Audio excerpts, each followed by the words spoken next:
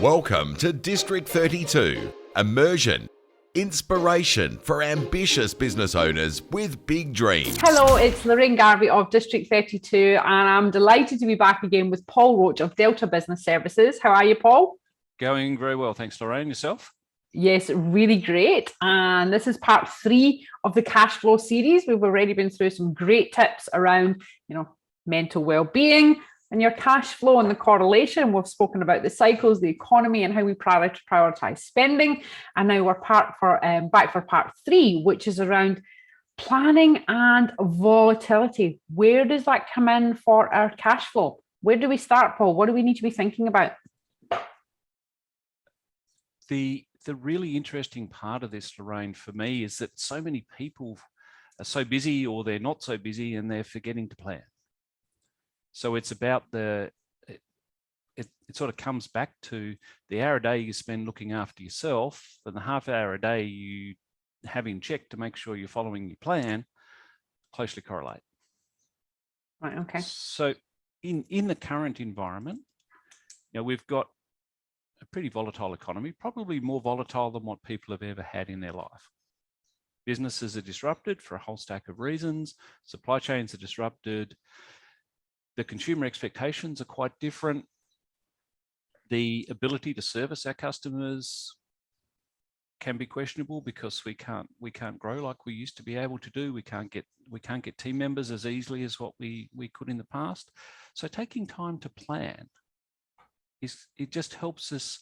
It's a bit like sailing the yacht. I mean, the yacht doesn't really ever go on a straight line. It's always tacking from side to side. We've got to adjust the sails, constant process to make sure we're on track. But we have that guiding force that makes sure we're going to where we want to go. And we can be so busy that we forget about that. We forget about what we really want and where we're really traveling. And when we are so busy, we can be going in the wrong direction, end up in the wrong spot. And when we've got the volatility that we've got at the moment, we can be reactive. We need to act Absolutely. in the market we're in, and reacting is not a good place to be. It's reacting, you end up the tail wagging the dog, not the dog wagging the tail. And if you're in that situation, you can be heading for a massive problem. Well, I think a few things you mentioned before was around, well, first of all, we can be busy fools anyway. It doesn't matter. It doesn't matter what environment we're there. But if you take that busy fool, or you might be in the drought, or you might be in the burnout, whichever end of the scale you're at, and dealing with a volatile market, our decision making, if we weren't human, our decision making is going to be questionable anyway. Yes. So planning, how many do you, I know you're a business advisor, and a massive part of your role within a business is to help people create that plan and then to navigate that plan. Yep. But in your experience over the years, Paul, how many business owners, obviously before they've come to you, are actually working from a plan that they might check monthly or quarterly, far less daily? Is it how many people are actually doing that, Paul? That have a written plan that they actually follow? Yeah. What's your guess, Lorraine? Would it be less than 50%? Less than 40%? Yeah. I'll tell you my number when you've had a couple of guesses. I'm going to be really pessimistic though, and go right down there and say 5%. I think you're an optimist. Oh, really? Yay! From my experience, there's about 1%. Wow, right. 1% of businesses have an active business plan that they follow. Wow. And what is the impact of that then, of not having a plan, particularly in these times? I mean, people might say, well, what's the point of having a plan, in these times? Because you don't know what's going to happen in 2 months or 3 months. What would you say then, Paul? Well, if you haven't got a plan and don't know where you're going, then you're already there. That's the reality. So if you haven't got a focus on moving forward, then you're just going to stay where you are. Okay. Now, it might come in a slightly different format, but you're going to stay where you are. And that's okay. If you plan to stay where you are, great. At least you've got a plan to stay there. Okay. You know what I mean? But if you, but it's always the catch cry, isn't it? I want to grow. I want to make more money. Well, how are you going to do it? And the connection and joining the dots in people's heads just doesn't get there.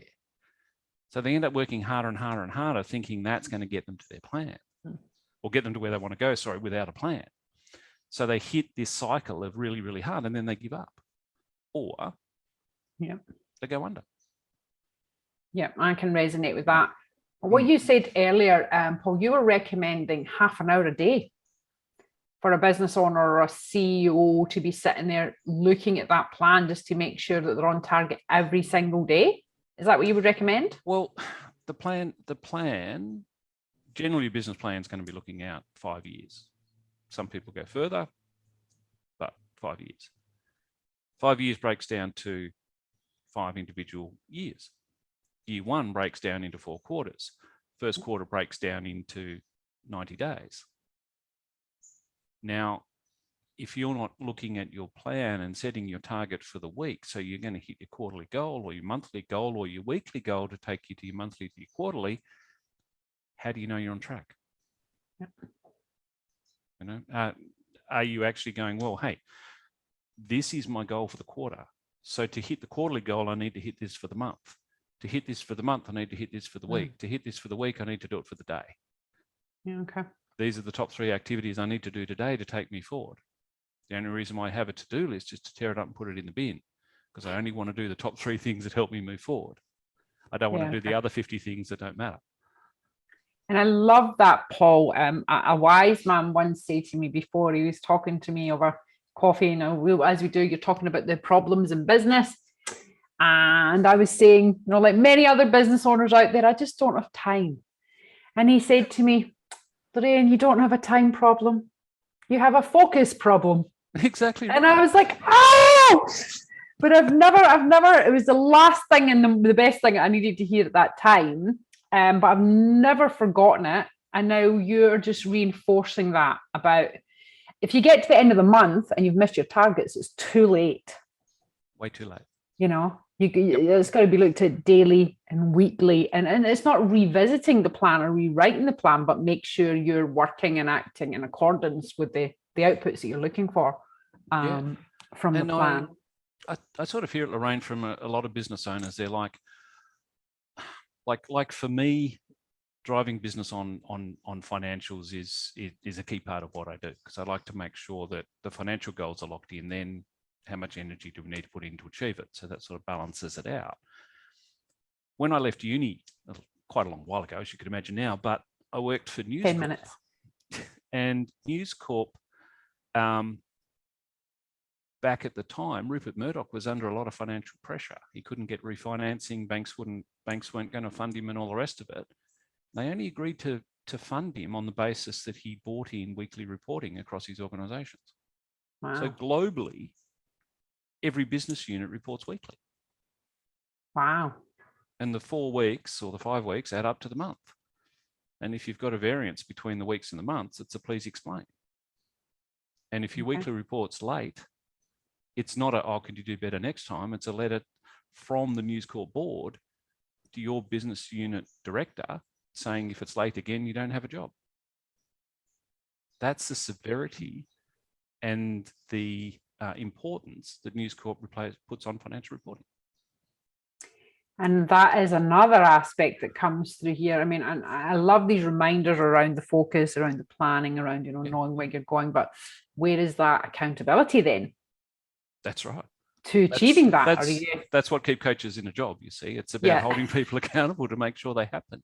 Because a lot of business owners hang out for their financials, but they get them halfway through the following month.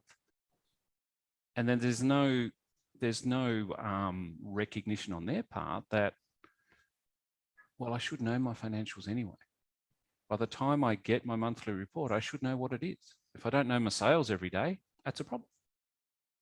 Checking sales every day, that's making sure I'm on track to my budget. Simple thing, then I dig a bit deeper. Hey, have my key customers placed orders this month? Or have I lost one of them? Do I need to go and make sure they're all okay? Do I need to touch base with them? Little things that just tighten the correlation between the daily activity and the 5-year plan. Paul, thank you very much. I have absolutely loved your tips that we've gone through today on the cash flow series. Some of them in your face reminders, some of them Well, more I hope it's messed with reminders. your head. But really important stuff. We got to be paying attention. We got to be taking that time out. It's like, well, and especially in these times when we're being pulled in all different directions, we've got uncertainty, we've got volatility, we're in uncharted waters. This more now than ever, do we have to be focused and planning and being prepared and looking after ourselves and each other? Absolutely. Paul, how can people get in touch with you? deltaservices.com.au or give me a call. Happy to chat with anyone over a coffee, see if we can help. That's awesome. Thank you very much, Paul. Thank you very much. And I look forward to seeing you soon. Good stuff. Thank you. You've been listening to District 32, immersion, inspiration for ambitious business owners with big dreams.